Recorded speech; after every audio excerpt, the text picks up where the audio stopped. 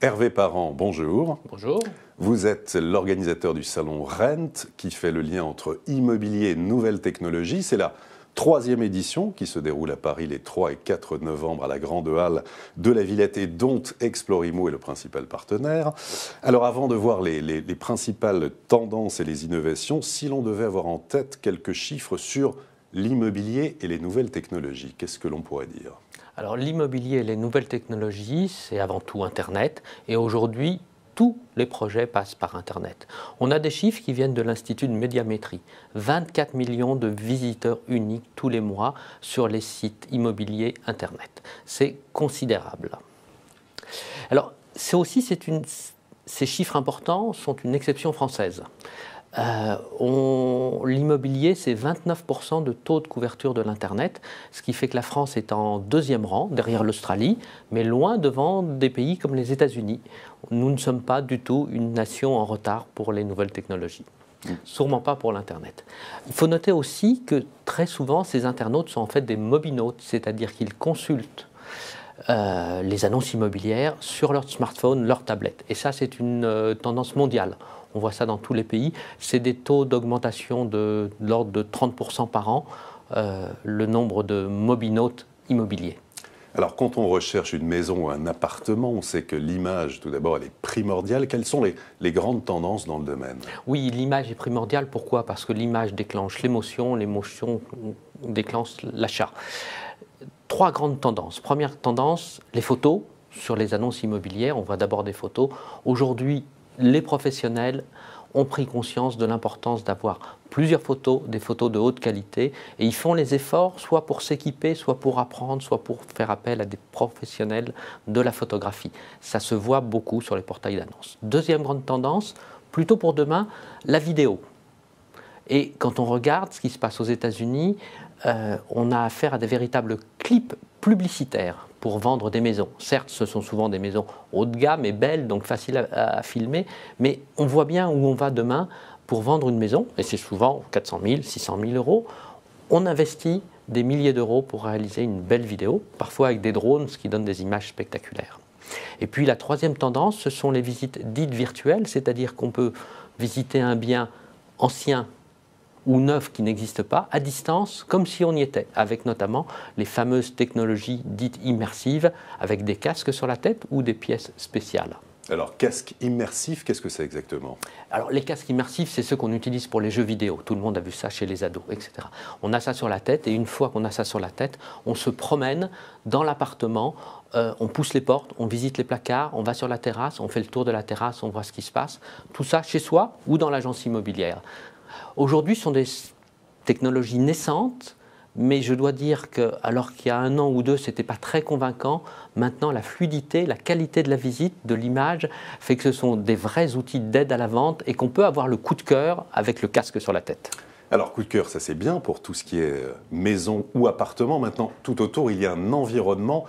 Quelles sont les principales nouveautés dans le domaine de la géolocalisation ? Alors la géolocalisation, c'était une pierre d'achoppement parce que effectivement sur Internet, on peut tout savoir sur le quartier, où se trouve la station de métro, où se trouve la gare, les commerces, les écoles, quel est le taux de réussite du lycée, où sont les parcs, voilà. Tout ça est important. On peut même visiter rue en regardant les maisons avec Street View. Or en France, pour des raisons culturelles, on ne donnait pas l'adresse.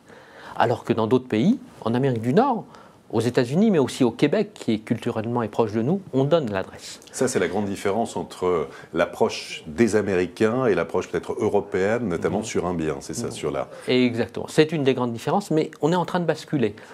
Au Salon Rent, un grand réseau, mais aussi des portails, vont annoncer des premiers pas vers la géolocalisation.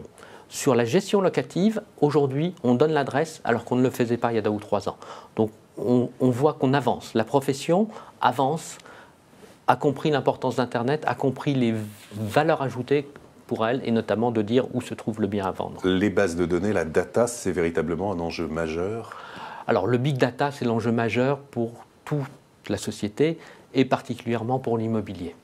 L'exemple le plus facile, certes est un peu grossier dans ce que je donne, un peu schématique, mais il fait bien comprendre.